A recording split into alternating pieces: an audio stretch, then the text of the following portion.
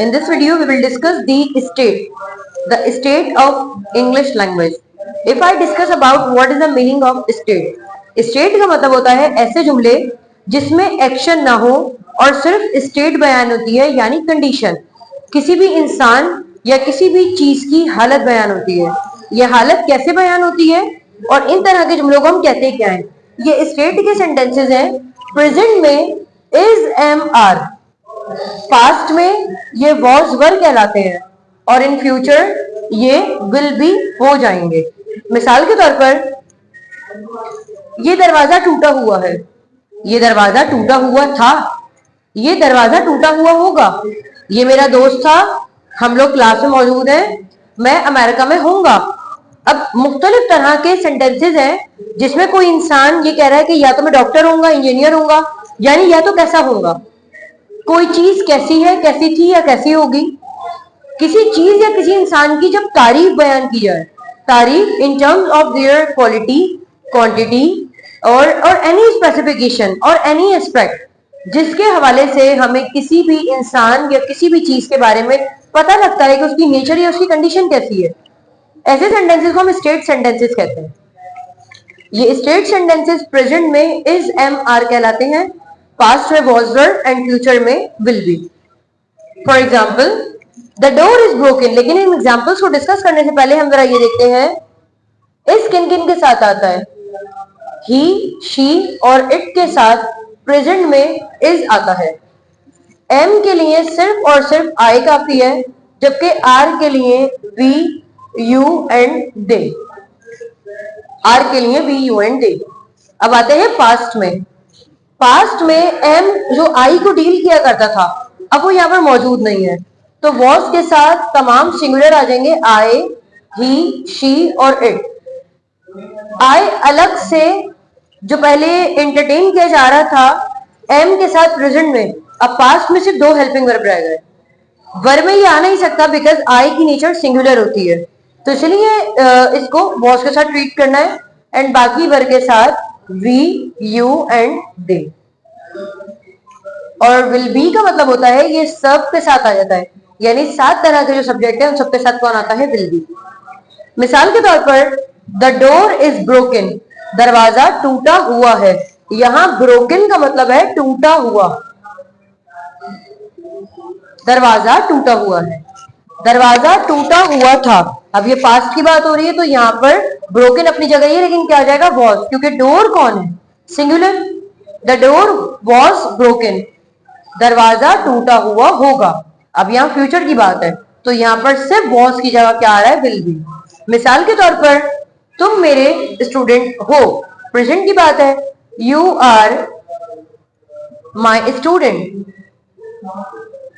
तुम मेरे स्टूडेंट थे। अब यू के साथ आप जल्दी से देखें यहाँ पर कौन आ रहा है? वॉज के वर्ब। मैंने कहा ये रबर आ रहा है, तो यहाँ क्या आ जाएगा? You verb my student. तो फ्यूचर में यहाँ पर क्या आने वाला है? आप मुझे जल्दी से कमेंट सेक्शन में बताएंगे कि फ्यूचर में यहाँ पर क्या आएगा, कि आप मेरे स्टूडेंट होंगे। ये आपने इसको जरा जल्दी से कंप्लीट करना है। अब आते हैं जरा डिस्कस करते हैं कि तमाम स्टेट की यानी फॉर्मूला क्या है। देखिए, कोई भी सेंटेंस शुरू हो रहा है सब्जेक्ट से हो रहा है, subject I, we, you, they, he, she, it.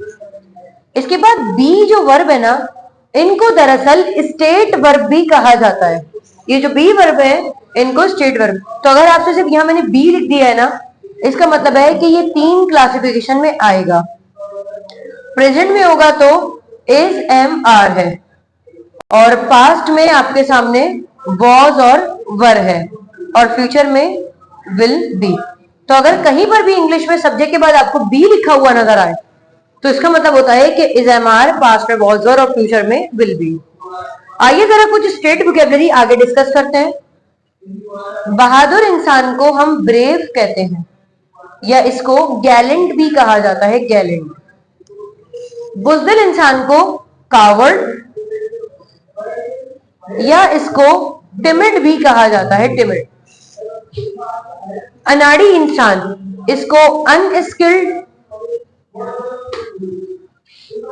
या फिर टायरो कहा जाता है, टायरो।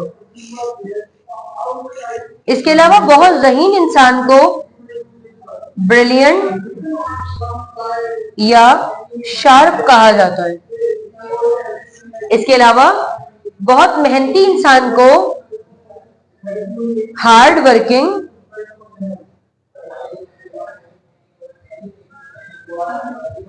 वर्किंग या इंडस्ट्रियस कहा जाता है।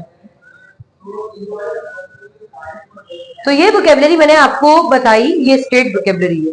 आइए जरा मैं कुछ सेंटेंसेस लिखती हूँ ताकि मैं चाहती हूँ आप लोग उसको ट्रांसलेट करें।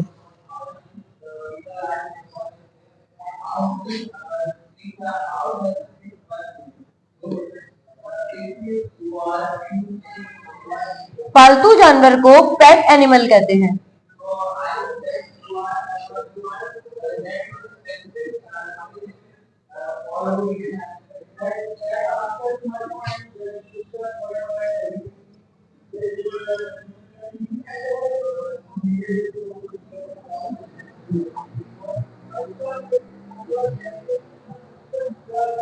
दुश्मन को ओपोनेंट भी कहा जाता है।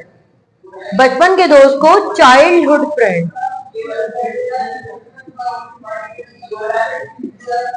सो आई होप आपको ये स्टेट का लेसन समझ आया है। अगर स्टिल आपका कोई सवाल है तो कमेंट सेक्शन में पूछ लीजिएगा।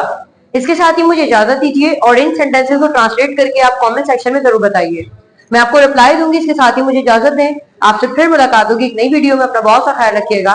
अल्लाह हाफ़िज़।